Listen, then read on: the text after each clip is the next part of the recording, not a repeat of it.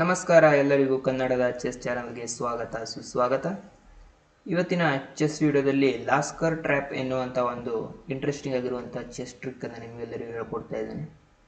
ನೀವು ಬ್ಲ್ಯಾಕ್ ಪೀಸಸ್ಗಳನ್ನು ಹೊಂದಿದ್ದಾಗ ಈ chess ಟ್ರಿಕ್ಕನ್ನು use ಮಾಡಬಹುದು. ಖಂಡಿತವಾಗಿಯೂ ತುಂಬ ಇಂಟರ್ಮೀಡಿಯೇಟ್ ಅಥವಾ ಬಿಗಿನರ್ ಪ್ಲೇಯರ್ಸ್ಗಳು ಈ ಥರದ ಚೆಸ್ ಟ್ರ್ಯಾಪ್ಗಳಿಗೆ ಬೀಳ್ತಾರೆ. ಇದು ಸ್ಟಾರ್ಟ್ ಆಗೋದು ಕ್ವೀನ್ಸ್ ಪಾನ್ ಓಪನಿಂಗಿಂದ, ಅಂತಂದರೆ D4 ಹಾಗೂ D5. ಇಲ್ಲಿ ವೈಟ್ C4 ಅನ್ನು ಆಡೋದರ ಮೂಲಕ ಕ್ವೀನ್ಸ್ ಗ್ಯಾಂಬಿಟನ್ನು ಬೋರ್ಡ್ ಮೇಲೆ ಇಡ್ತಾ ಇದೆ. ಇದಕ್ಕೆ ಪ್ರತ್ಯುತ್ತರವಾಗಿ ನಾವು E5 ಅನ್ನು ಆಡೋದರ ಮೂಲಕ ಅಲ್ಬೈನ್ ಕೌಂಟರ್ ಗ್ಯಾಂಬಿಟನ್ನು ಆಡ್ತಾ ಇದ್ದೇವೆ. ಸೊ ಇಲ್ಲಿ ತುಂಬ ಜನ ವೈಟ್ ಪ್ಲೇಯರ್ಸ್ಗಳು E5 ಅಲ್ಲಿರುವಂಥ ಪಾನನ್ನು ತಮ್ಮ ಡಿ ಪಾನಿಂದ ಕ್ಯಾಪ್ಚರ್ ಮಾಡ್ತಾರೆ. ಹೀಗೆ ಮಾಡೋದ್ರಿಂದ ನೋಡ್ಬೋದು D5 ಅಲ್ಲಿರುವಂಥ ನಮ್ಮ ಪಾನ್ ಇನ್ನೂ 2 ಪೀಸ್ಗಳಿಂದ ಅಟ್ಯಾಕ್ ಆಗಿದೆ. ಅಷ್ಟೇ ಅಲ್ಲ, ನಾವೇನಾದರೂ ಆ ಪಾನನ್ನು ಕ್ಯಾಪ್ಚರ್ ಮಾಡಿದ್ದೀವಿ ಅಂತಾದರೆ ಅವರು ನಮ್ಮ ಕ್ವೀನನ್ನು ಕ್ಯಾಪ್ಚರ್ ಮಾಡ್ತಾರೆ ಹಾಗೂ ನಾವು ಕಿಂಗಿಂದ ಕ್ಯಾಪ್ಚರ್ ಮಾಡಬೇಕಾಗತ್ತೆ ಮತ್ತು ಕ್ಯಾಸ್ಲಿಂಗ್ ರೇಟನ್ನು ನಾವು ಇಲ್ಲಿ ಕಳೆದುಕೊಳ್ತೇವೆ. ಹಾಗಾಗಿ ಈ ಪೊಸಿಷನಲ್ಲಿ ನಾವು ನಮ್ಮ D5 ಇರುವಂಥ ಪಾನನ್ನು D4ಗೆ ಪುಷ್ ಮಾಡ್ತಾ ಇದ್ದೇವೆ. D4ಗೆ ಪುಷ್ ಮಾಡೋದ್ರ ಮೂಲಕ ನೈಟಿನ ಮೇನ್ ಡೆವಲಪ್ಮೆಂಟ್ ಸ್ಕ್ವೇರ್ ಆದಂಥ C3 ನಾವು ಕಂಟ್ರೋಲ್ ಮಾಡ್ತಾ ಇದ್ದೇವೆ. ಹಾಗಾಗಿ ಈ ಪಾನನ್ನು ಕ್ಯಾಪ್ಚರ್ ಮಾಡೋದರ ಸಲುವಾಗಿ ತುಂಬ ಜನ ವೈಟ್ ಪ್ಲೇಯರ್ಸ್ಗಳು ಇಲ್ಲಿ E3 ಆಡ್ತಾರೆ. ನಾವು ಆ ಪಾನನ್ನು ನಮ್ಮ ಪಾನಿಂದ ಕ್ಯಾಪ್ಚರ್ ಮಾಡ್ತಾ ಇಲ್ಲ, ಅದರ ಬದಲಾಗಿ ನಮ್ಮ ಡಾರ್ಕ್ ಸ್ಕ್ವೇರ್ ಬಿಷಪ್ ಅಂತಂದರೆ ಕರಿಮನೆಯ ರಥವನ್ನು B4ಗೆ ತೆಗೆದುಕೊಂಡು ಹೋಗಿ ಕಿಂಗ್ಗೆ ಚೆಕ್ಕನ್ನು ಕೊಡ್ತಾ ಇದೆ. ಇಲ್ಲಿ ಚೆಕ್ಕನ್ನು ಬ್ಲಾಕ್ ಮಾಡೋಕ್ಕೆ ವೈಟ್ಗೆ ತುಂಬ ಆಯ್ಕೆಗಳಿವೆ. ನೈಟನ್ನು C3ಗೆ ತರೋಕ್ಕಾಗಲ್ಲ, ಯಾಕಂತಂದರೆ ನಾವು ಸುಮ್ಮನೆ ಪಾನಿಂದ ಕ್ಯಾಪ್ಚರ್ ಮಾಡ್ತೇವೆ ಮತ್ತು ಒಂದು ಪೀಸ್ ಅಡ್ವಾಂಟೇಜನ್ನು ಹೊಂದಿಬಿಡ್ತೇವೆ. ನೈಟನ್ನು D2ಗೆ ಡೆವಲಪ್ ಮಾಡಿ ಚೆಕ್ಕನ್ನು ಬ್ಲಾಕ್ ಮಾಡಿದ್ರು ಅಂತಾದರೆ ಅವರ ಬಿಷಪ್ಪಿನ ಡಯಾಗ್ನಲನ್ನು ಅವರೇ ಬ್ಲಾಕ್ ಮಾಡಿಕೊಂಡಾಗ ಆಗುತ್ತೆ. ಹಾಗಾಗಿ ಹೆಚ್ಚಿನ ವೈಟ್ ಪ್ಲೇಯರ್ಸ್ಗಳು ಇಲ್ಲಿ ಬಿಷಪ್ಪನ್ನು D2ಗೆ ಆಡೋದರ ಮೂಲಕ B4ಅಲ್ಲಿರುವಂಥ ನಮ್ಮ ಬಿಷಪ್ಪನ್ನು ಅಟ್ಯಾಕ್ ಮಾಡ್ತಾರೆ. ಆದರೆ ನಾವು ಆ ಬಿಷಪ್ಪನ್ನು ಹಾಗೆಯೇ ಬಿಟ್ಟು D4ಅಲ್ಲಿರುವಂಥ ನಮ್ಮ ಪಾನಿಂದ E3ಅಲ್ಲಿರುವಂಥ ವೈಟಿನ ಪಾನನ್ನು ಕ್ಯಾಪ್ಚರ್ ಮಾಡ್ತಾ ಇದ್ದೇವೆ. ವೈಟ್ ಪ್ಲೇಯರ್ಸ್ಗಳು ಈ ಟ್ರ್ಯಾಪನ್ನು ನೋಡಿಲ್ಲ ಅಂತಂದರೆ ಖಂಡಿತವಾಗಿ ಅವರು B4ಅಲ್ಲಿರುವಂಥ ಫ್ರೀ ಆದ ಬಿಷಪ್ಪನ್ನು ಕ್ಯಾಪ್ಚರ್ ಮಾಡ್ತಾರೆ. ಆದರೆ ದುರದೃಷ್ಟವಶಾತ್ ಇದು ಬ್ಲಂಡರ್ ಆಗಿ ಪರಿಣಮಿಸುತ್ತೆ ವೈಟ್ ಪ್ಲೇಯರ್ಸ್ಗಳಿಗೆ.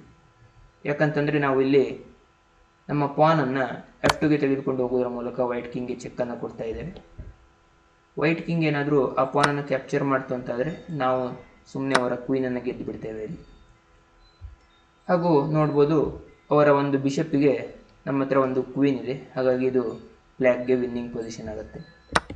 ಸ್ವಲ್ಪ ಹಿಂದಿನ ಪೊಸಿಷನ್ಗೆ ಅಂತಂದರೆ ಈ ಪೊಸಿಷನ್ಗೆ ಹೋಗೋಣ. ಚೆಕ್ ಕೊಟ್ಟ ನಂತರ ವೈಟ್ ಕಿಂಗ್ ಏನಾದರೂ E2ಗೆ ಹೋಯಿತು ಅಂತಾದರೆ ಇರೋದು ಎರಡೇ ಆಪ್ಷನ್ನು, ಒಂದು ಇದನ್ನು ಕ್ಯಾಪ್ಚರ್ ಮಾಡಬೇಕು, ಇಲ್ಲ E2ಗೆ ಹೋಗಬೇಕು. ಸೊ E2ಗೆ ಹೋಯಿತು ಅಂತಾದರೆ ನಾವು ಈ ಪಾನನ್ನು G1ಗೆ ತೆಗೆದುಕೊಂಡು ಹೋಗೋದರ ಮೂಲಕ ಇಲ್ಲಿ ಕ್ವೀನಾಗಿ ಕನ್ವರ್ಟ್ ಮಾಡ್ತಾ ಇಲ್ಲ, ನೈಟಾಗಿ ಕನ್ವರ್ಟ್ ಮಾಡ್ತಾ ಇದ್ದೇವೆ. ನೈಟಾಗಿ ಕನ್ವರ್ಟ್ ಮಾಡೋದರ ಮೂಲಕ ಇಲ್ಲಿ ವಿತ್ ಚೆಕ್ ಬರ್ತಾ ಇದೆ. ಸೊ ಏನಾದರೂ ಅವರು ರುಕ್ಕಿಂದ ನೈಟನ್ನು ಕ್ಯಾಪ್ಚರ್ ಮಾಡಿದ್ರು ಅಂತಾದರೆ ನಾವು ನಮ್ಮ ಬಿಷಪ್ಪನ್ನು G4ಗೆ ತೆಗೆದುಕೊಂಡು ಹೋಗೋದರ ಮೂಲಕ ಇಲ್ಲಿ ವೈಟಿನ ಕ್ವೀನನ್ನು ಗೆಲ್ತಾ ಇದ್ದೇವೆ. ಅಥವಾ ಅವರು ಈ ನೈಟನ್ನು ಕ್ಯಾಪ್ಚರ್ ಮಾಡಿಲ್ಲ, ಕಿಂಗನ್ನು E1ಗೆ ತೆಗೆದುಕೊಂಡು ಹೋದರು ಅಂತಾದರೆ ನಾವು ನಮ್ಮ ಕ್ವೀನನ್ನು H4ಗೆ ತೆಗೆದುಕೊಂಡು ಹೋಗೋದರ ಮೂಲಕ ವೈಟ್ ಕಿಂಗ್ಗೆ ಚೆಕ್ಕನ್ನು ಕೊಡ್ತಾ ಇದ್ದೇವೆ. ಹಾಗೂ ಈ ಚೆಕ್ಕನ್ನು ಪಾನ್ ಪುಷ್ ಮಾಡೋದರ ಮೂಲಕ ವೈಟ್ ಪ್ಲೇಯರ್ಸ್ಗಳು ಬ್ಲಾಕ್ ಮಾಡಿದ್ರು ಅಂತಾದರೆ ನಾವು E4 ಆಡುವುದರ ಮೂಲಕ ವೈಟ್ ಕಿಂಗ್ಗೆ ಚೆಕ್ಕನ್ನು ಕೊಡ್ತಾ ಇದ್ದೇವೆ. ಅಷ್ಟೇ ಅಲ್ಲ, H1ನಲ್ಲಿರುವಂಥ ರುಕ್ಕನ್ನು ಸಹ ಅಟ್ಯಾಕ್ ಮಾಡ್ತಾ ಇದ್ದೇವೆ. ವೈಟ್ ಪ್ಲೇಯರ್ಸ್ಗಳು ಯಾವ ಮೂವ್ ಮಾಡಿದರೂ ಸಹ ನೆಕ್ಸ್ಟ್ ಮೂವಲ್ಲಿ ಈ ರುಕ್ಕನ್ನು ನಾವು ಕ್ಯಾಪ್ಚರ್ ಮಾಡ್ತೇವೆ ಹಾಗೂ ಒಂದು ರುಕ್ನ ಅಡ್ವಾಂಟೇಜ್ ಜೊತೆಗೆ ಪಂದ್ಯವನ್ನು ಸುಲಭವಾಗಿ ಗೆಲ್ತೇವೆ. ಇನ್ನು ಈ ಪೊಸಿಷನಲ್ಲಿ ಅಂತಂದರೆ ಚೆಕ್ ಕೊಟ್ಟ ನಂತರ ವೈಟ್ ಕಿಂಗ್ D2ಗೆ ಹೋಯಿತು ಅಂತಾದರೆ ನಾವು ಇಲ್ಲಿ ನಮ್ಮ ನೈಟನ್ನು ಡೆವಲಪ್ ಮಾಡ್ತೇವೆ. ನೈಟನ್ನು ಡೆವಲಪ್ ಮಾಡೋದರ ಮೂಲಕ B4ಅಲ್ಲಿ ಇರುವಂಥ ವೈಟಿನ ಬಿಷಪ್ಪನ್ನು ಅಟ್ಯಾಕ್ ಮಾಡ್ತಾ ಇದ್ದೇವೆ. ಆ ಬಿಷಪ್ ಬೇರೊಂದು ಸ್ಕ್ವೇರಿಗೆ ಹೋದ ತಕ್ಷಣ ನಾವು ನಮ್ಮ ಲೈಟ್ ಸ್ಕ್ವೇರ್ ಬಿಷಪ್ಪನ್ನು G4ಗೆ ತಂದು ಕ್ವೀನನ್ನು ಅಟ್ಯಾಕ್ ಮಾಡ್ತಾ ಇದ್ದೇವೆ. ಕ್ವೀನ್ ಬೇರೊಂದು ಸ್ಕ್ವೇರಿಗೆ ಹೋದ ತಕ್ಷಣ ನಾವು ಇಲ್ಲಿ ಲಾಂಗ್ ಸೈಡ್ ಕ್ಯಾಸ್ಲಿಂಗ್ ಮಾಡೋದರ ಮೂಲಕ ವೈಟ್ ಕಿಂಗ್ಗೆ ಚೆಕ್ಕನ್ನು ಕೊಡ್ತಾ ಇದ್ದೇವೆ. ಇಲ್ಲಿ ನೋಡ್ಬೋದು ವೈಟಿನ ಕ್ವೀನ್ ತುಂಬ ಸ್ಟ್ರಾಂಗ್ ಆಗಿ ಆಪರೇಷನಲ್ ಆಗಿದೆ, ತುಂಬ ಸ್ಕ್ವೇರ್ಗಳನ್ನು ಕವರ್ ಮಾಡ್ತಾ ಇದೆ. ಅದೇ ರೀತಿ ಬಿಷಪ್ ಸಹ ಒಳ್ಳೆಯ ಡಯಾಗ್ನಲನ್ನು ಹೊಂದಿದೆ ಹಾಗೂ ಸ್ಟ್ರಾಂಗ್ ಆಗಿರುವಂಥ ರುಕ್ D1 D8 ಅಲ್ಲಿ ಕುಂತಿದೆ ಬ್ಲ್ಯಾಕ್ಗೆ ಇಲ್ಲಿ, ಹಾಗೂ ಅದು ಓಪನ್ ಫೈಲಲ್ಲಿ ಸಹ ಕುಂತಿದೆ. ಇದು ಬ್ಲ್ಯಾಕ್ಗೆ ತುಂಬ ಅಡ್ವಾಂಟೇಜ್, ಯಾಕಂತಂದರೆ ವೈಟಿನ ಕಿಂಗ್ ಇಲ್ಲಿ ಓಪನ್ ಆಗಿದೆ ಮತ್ತು ಡಿಫೆಂಡ್ ಮಾಡೋದು ಅಷ್ಟೊಂದು ಸುಲಭ ಇಲ್ಲ. ಇಲ್ಲಿ ಉದಾಹರಣೆಗೆ ತೋರಿಸೋದಾದರೆ ಚೆಕ್ಕನ್ನು ಬ್ಲಾಕ್ ಮಾಡಿದರು ಅಂತಾದರೆ ನಾವು ಇಲ್ಲಿ ಕ್ವೀನನ್ನು F2ಗೆ ತೆಗೆದುಕೊಂಡು ಹೋಗಿ ಚೆಕ್ಕನ್ನು ಕೊಡ್ತೇವೆ. ಕಿಂಗ್ C3 ಹೋಗುತ್ತೆ ಹಾಗೂ ನಾವು ಇಲ್ಲಿ ನಮ್ಮ ರುಕ್ಕನ್ನು ಸ್ಯಾಕ್ರಿಫೈಸ್ ಮಾಡೋದರ ಮೂಲಕ ಚೆಕ್ಕನ್ನು ಕೊಡ್ತಾ ಇದ್ದೇವೆ. ಕಿಂಗ್ಗೆ ಇರುವಂಥದ್ದು ಒಂದೇ ಒಂದು ಆಪ್ಷನ್ನು, ರುಕ್ಕನ್ನು ಕ್ಯಾಪ್ಚರ್ ಮಾಡಬೇಕು. ಹಾಗೂ ನಾವು ಇಲ್ಲಿ ನಮ್ಮ ಲೈಟ್ ಸ್ಕ್ವೇರ್ ಬಿಷಪ್ಪನ್ನು F5ಗೆ ತಂದು ಚೆಕ್ಕನ್ನು ಕೊಡ್ತೇವೆ. ಹಾಗೂ ಕಿಂಗ್ C3ಗೆ ಮತ್ತೆ ಹೋದ ತಕ್ಷಣ ನಾವು ನಮ್ಮ ಕ್ವೀನನ್ನು E3ಗೆ ತರುವುದರ ಮೂಲಕ ವೈಟ್ ಕಿಂಗನ್ನು ಚೆಕ್ ಮೇಡ್ ಮಾಡ್ತಾ ಇದ್ದೇವೆ. ನೋಡ್ಬೋದು ಈ ಬಿಷಪ್ ಈ ರೀತಿಯಾಗಿ ಡಯಾಗ್ನಲನ್ನು ಕವರ್ ಮಾಡ್ತಾ ಇದ್ದರೆ ಇಲ್ಲಿ ಕ್ವೀನ್ ಇವೆರಡು ಸ್ಕ್ವೇರ್ಗಳನ್ನು ಕವರ್ ಮಾಡ್ತಾ ಇದೆ ಹಾಗೂ ನೈಟ್ ಇವೆರಡು ಸ್ಕ್ವೇರ್ಗಳನ್ನು ಕವರ್ ಮಾಡ್ತಾ ಇದ್ದರೆ ಈ ರ್ಯಾಂಕನ್ನು ಕ್ವೀನೇ ಕವರ್ ಮಾಡ್ತಾ ಇದೆ. ಸೊ ಇದೊಂದು ವೇರಿಯೇಷನ್ ಅಷ್ಟೇ ನಾನು ಈ ಪೊಸಿಷನಲ್ಲಿ, ಅಂತಂದರೆ ಇಲ್ಲಿ ರುಕ್ ಚೆಕ್ ಕೊಟ್ಟ ತಕ್ಷಣ ಒಂದು ವೇರಿಯೇಷನ್ ತೋರಿಸಿದೆ ಅಷ್ಟೇ. ಹಾಗೂ ಈ ವೇರಿಯೇಷನ್ನೇ ಬೋರ್ಡ್ ಮೇಲೆ ನಡಿಬೇಕು ಅಂತ ಇಲ್ಲ, ಒಂದು ಉದಾಹರಣೆ ಅಷ್ಟೇ. ಯಾವ ರೀತಿಯಾಗಿ ವೈಟ್ ಇಲ್ಲಿ ಪ್ರಯತ್ನ ಮಾಡಿದರೂ ಬ್ಲ್ಯಾಕ್ ಆಗಿ ಇಲ್ಲಿ ಅಟ್ಯಾಕ್ ಮಾಡೋದು ತುಂಬ ಸುಲಭ ಅಂತ ನಾನು ಹೇಳ್ತೇನೆ. ಅಷ್ಟೇ ಅಲ್ಲ, ಒಂದು ನೈಟ್ ಕೂಡ ಅಡ್ವಾಂಟೇಜ್ ಇದೆ ನಮಗೆ ಪೊಸಿಷನಲ್ಲಿ. ಹಾಗಾಗಿ ಇದು ಖಂಡಿತವಾಗಿಯೂ ಬ್ಲ್ಯಾಕ್ ಗೆಲ್ಲಬಹುದಾದ ಪಂದ್ಯ ಇಲ್ಲಿಂದ ಅಂತಲೇ ಹೇಳ್ಬೋದು. ಇನ್ನು ಸ್ವಲ್ಪ ಹಿಂದಿನ ಪೊಸಿಷನ್ಗೆ ಹೋಗ್ತೇನೆ, ಅಂತಂದರೆ ಈ ಪೊಸಿಷನ್ಗೆ ಹೋಗ್ತೇನೆ. ಈ ಪೊಸಿಷನಲ್ಲಿ ನೋಡ್ಬೋದು ನಾವು ಇಲ್ಲಿ ಪಾನ್ ಪ್ರಮೋಷನನ್ನು ಮಾಡಿದ್ವಿ, ನೈಟಾಗಿ ಕನ್ವರ್ಟ್ ಮಾಡಿದ್ವಿ.